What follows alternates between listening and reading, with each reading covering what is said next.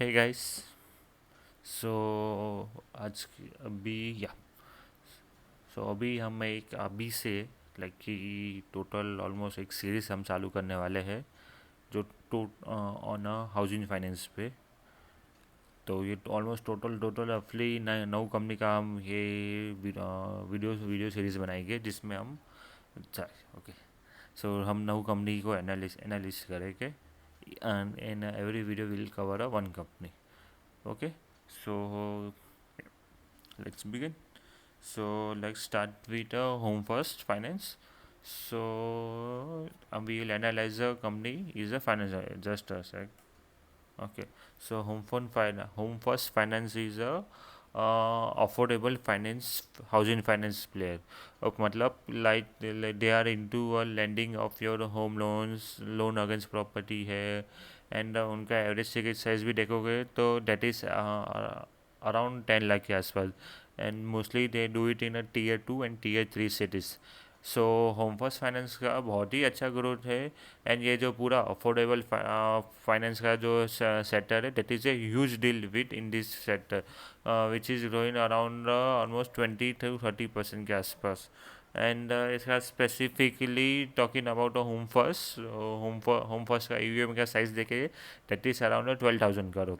And जो AUM growth for Q3 of 25 was at 33% जो बहुत ही अच्छा था. एंड होम फर्स्ट का अगर डिसबर्समेंट का भी ग्रोथ देखोगे तो that is around 19%. Okay. And उनका पैट का growth was 24%. And home first finance का मैं देखूँगा जोग्राफिकली जो कहाँ कहाँ से मेजोरिटी है उनका कौन से स्टेट से है कंट्रीब्यूशन है उनका. So Gujarat contributes around 30% of the AUM. And फिर महाराष्ट्र से आता है 14% एंड तमिलनाडु से आता है 13%. जो एक ऑफसेट है they are spread across almost I think 13 states में प्रेजेंट है वो and they top 3 states are Gujarat Maharashtra Tamil Nadu. So they have around 49 branches and they have added 7 branches more on Q3. So Home First का ROA number return on assets में 3.4 है which is around last quarter में भी 3.4 है. ROE जो return on equity that is और around 16.2. And उनका leverage ratio भी अराउंड 4.9 के आस बड़ा है जो 4.9 है वर्सेस 4.8. सो या ROE क्या होता है basically return on assets ROA multiply by leverage. So if you multiply 3.4 by 4.8 तो 16 मिलता है जो भी है रफली 16 मिलता है. एंड उसका एसेट क्वालिटी भी देखोगे तो GNPA वॉज अराउंड 1.17 जो लास्ट क्वार्टर भी 1.17 ही था. एंड NPA वॉज 1.3 था जो स्टेबल ही है. एंड एसेट क्वालिटी भी इंटेक है उनका और इनका एसेट क्वालिटी ख़राब कहा हुआ है दैट इज़ इन 13+ DPD में जो 13+ DPD बटेक में ख़राब हुआ है इनका ROA. जो 13+ DPD क्या होता है बेसिकली इसलिए मतलब कि other if customer has taken a loan and in EMI not paid, the EMI of a loan minimum is a 13 days, 30 days 30. So वो इसमें काउंट होता है. सो कैसा होता है कि वो 30 days के इसमें यानी DPD काउंट्स फॉर डेज पर ड्यू.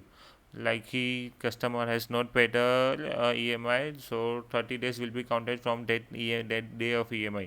जो वो EMI होता है अमाउंट होता है वो कम इन 30 DPD. ओके. फिर ऐसा होता है कि 60+ DPD होता है फिर 90 डेज होता है वो NPA में कंसिडर हो जाता है.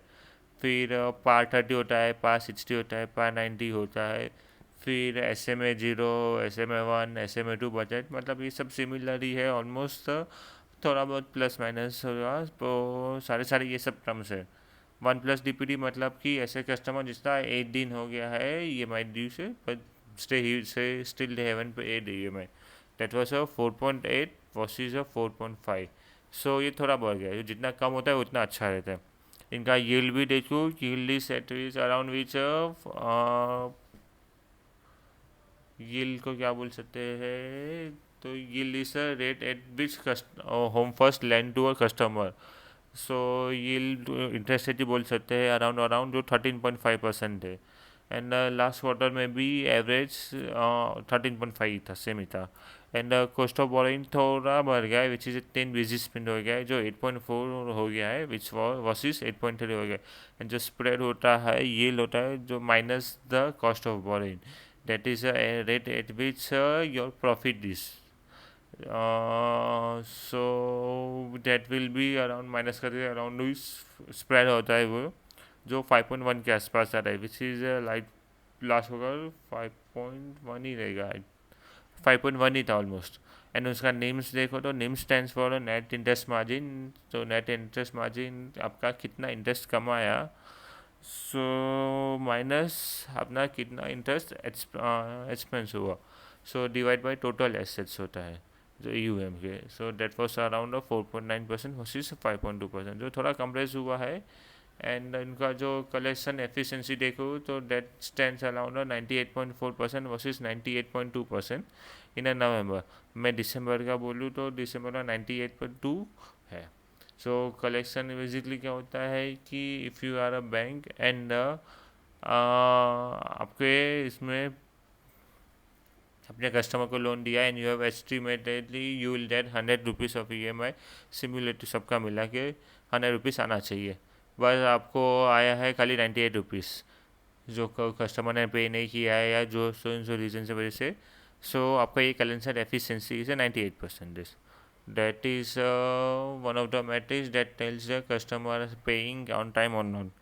And they are like they have also called that if, on a quarter 4 of FY25 they led at around 10 new branches. And उनका जो गाइडेंस है, guidance is very important. Guidance like कि सबका guidance देखो तो all are telling that we will grow around specifically home first का बोलूँ और इंडिया शेल्टर एंड एप्टर्स का, this are the top 3 players. सबका ग्रोथ वॉस अराउंड 30-35% के आसपास ही आ रहा है. एंड उनका गाइडेंस भी बहुत अच्छा है. सो उनका पहले देख लो AUM ग्रोथ का guidance is moving at FY26 FY27 में they are given AUM grow होगा कि 20,000 करोड़ तक पहुँचेगा, अभी जो 12,000 के आसपास से. सो बाय FY27 के लाइक कि उन्होंने बोल लिया है कि उनका ऑलमोस्ट 20,000 हो जाएगा, जो ऑलमोस्ट डबल हो जाएगा, जो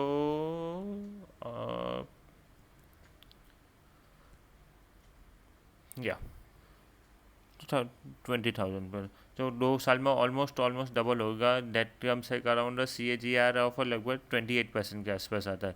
एंड ये बहुत अच्छा ग्रोथ है. एंड एप्टेस का भी ग्रोथ है, एप्टेस ने भी सेम गाइडेंस दिया है तो 30% का. India Shelter has also told that they will go 30-35%. India Shelter का तो साइज़ भी छोटा है, सो वो फास्ट ग्रोथ होगा compare to other companies, because size ही छोटा उनका 7,000 करोड़ के आसपास इनका EUM है.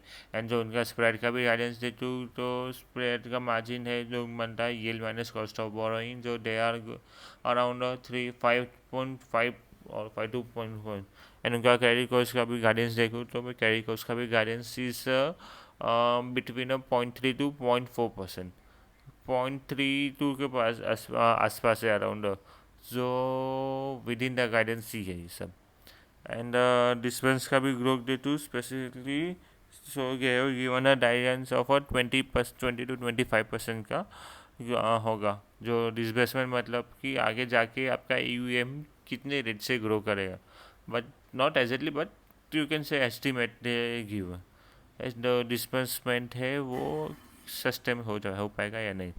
मतलब अगर कंपनी माइक्रो फाइनेंस सेगमेंट में प्रॉब्लम्स है, ऑल द कंपनीज लाइक कि अरमान फाइनेंसिस है, क्रेडिट एक्सिस ग्रामीण है, उज्जीवन है, इक्विटास है, सूर्योदय है, उत्कर्ष है, स्मॉल फाइनेंस बैंक है, जो उनका भी प्रॉब्लम हो रहा है क्योंकि उनका भी माइक्रो फाइनेंस मेजोरिटी खुद का है. सो सबने डिसबर्समेंट कम कर दिया है.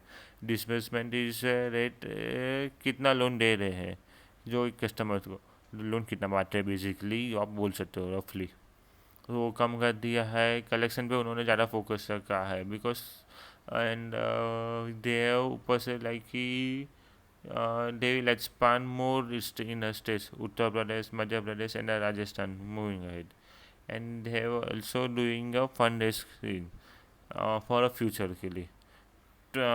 ओके, सो उनका लेवरेज रेशियो भी अराउंड कितना था, 5x के आसपास जा रहा है. सो मतलब जब भी कैपिटल रेस करेंगे वो आर का नंबर थोड़ा म्यूटेड हो जाता है because of share holder equity बढ़ जाता है. आर बेसिकली पेड होता है divide by share holder equity या नेटवर्क बोल सकते हैं.